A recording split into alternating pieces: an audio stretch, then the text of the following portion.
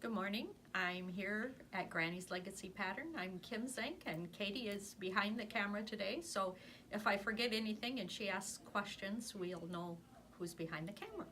So we're going to be talking about the turkey stitch on the Secret Garden, and also we'll show you a little sneak peek at some of the future blocks. So the turkey stitch is in the center here, and we'll talk about how to do that lovely little fuzzy stitch. It's so much fun, and we'll continue to do it as the blocks come together. So last month's blocks, section 1, were these 4. This is this week's block. It's just the center portion. Well, actually, it's this portion right here, right there. So we'll include these here. And then the section 3 will be these corner blocks, and the corner has the secret chrysalis in it. And I don't know if you can see, and the chrysalis has a lovely hollow glow thread, and this is a sulky thread. It's called Hollow Shimmer, and it gives that little sparkle that's very realistic. We also use it this month on the block in the caterpillar. We'll decorate that up a little bit. So then, a sneak peek, spoiler alert, so if you do not wish to know what the future blocks are going to be in section 4 and 5, you'll want to fast forward. So this is section 4, and it fits on just like this and completes that blue square in the center. But this is our monarch butterfly block, and it has a hidden snail here, and it leaves a kind of a little path where it's been using the hollow shimmer thread. The monarch butterfly uses that lovely turkey stitch to accomplish that, and these little white blossoms have turkey stitch in the center. So you can just go crazy and put it everywhere if you'd like. So this is block 4. Now then block 5 is half finished, but it gives you a little sneak peek. So it also will sew onto the side of this center. And this is block 5, and it will have a spider web here done with the same hollow shimmer thread. It has some hidden things. It has a little caterpillar hidden over here. There'll be a spider here, and you can see we need to finish the turkey stitch in these little white blossoms, but we like to show you things kind of half finished too, so you can see how adding that extra stitch really brings your block to life. So now let's learn how to do the turkey stitch. If you've followed any of our other tutorials, you will have seen Katie using the serrated scissor, and you can go to the Arborist Journal and learn about the serrated scissor, how nice it cuts wool. You can cut the tiniest little pieces right to the point with this scissor. It's lovely. A wool pressing mat is wonderful. You can lay out your pieces. You can stick your pins in kind of horizontally.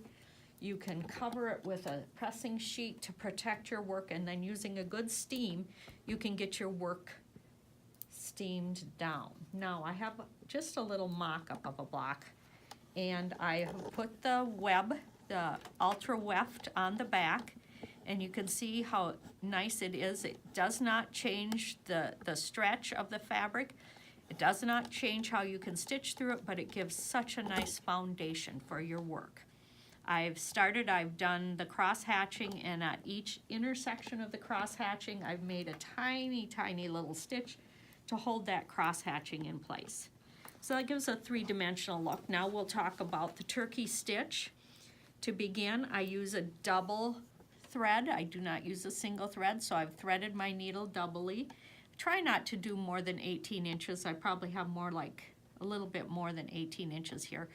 But it's best not to use your thread too long. It tends to wear out too much as you're going. So I wanted to show you how to finish and start a new thread.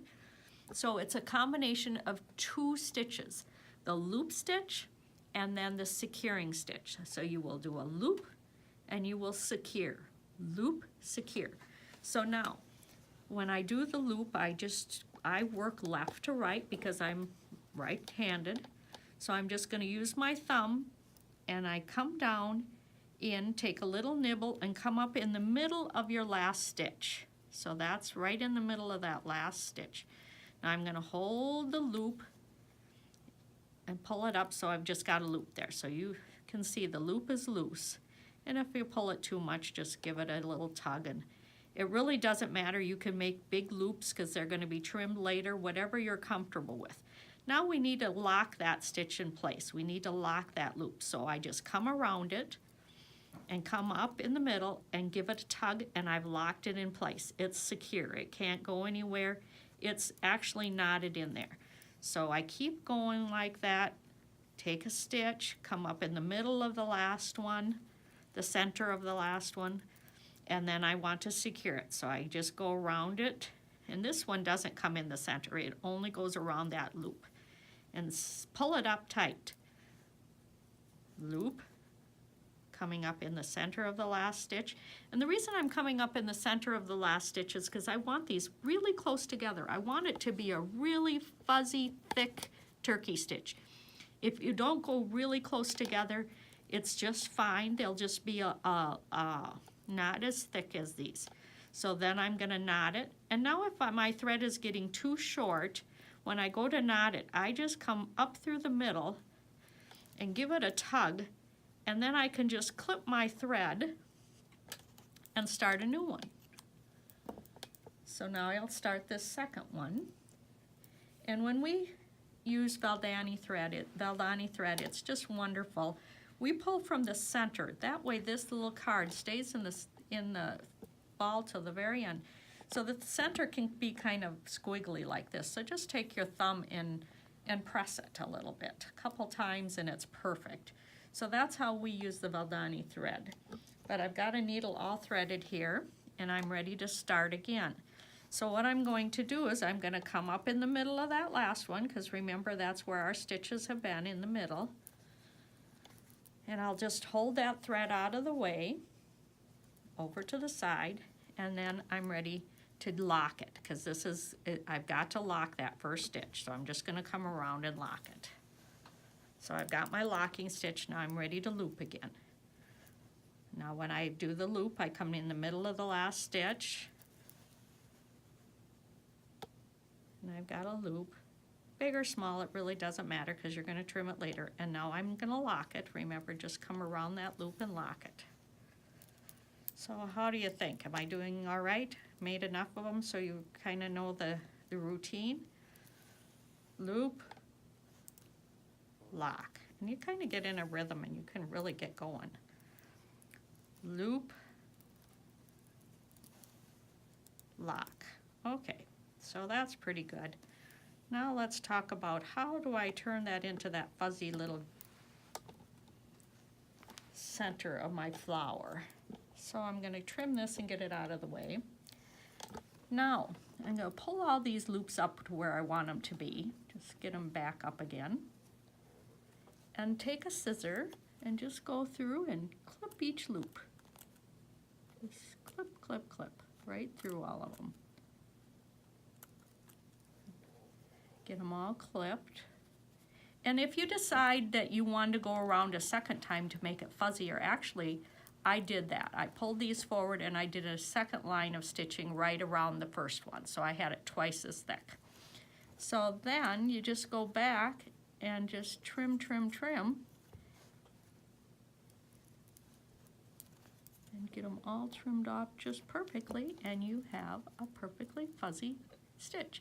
And if it's laying down too much, just take your iron and give it a little nudge up. But I went around the circle 2 times to give this nice, thick, fuzzy stitch. So that is our turkey stitch. We're glad that you are joining us on the Secret Garden Stitch Along. Thank you for being part of Granny's Legacy Patterns.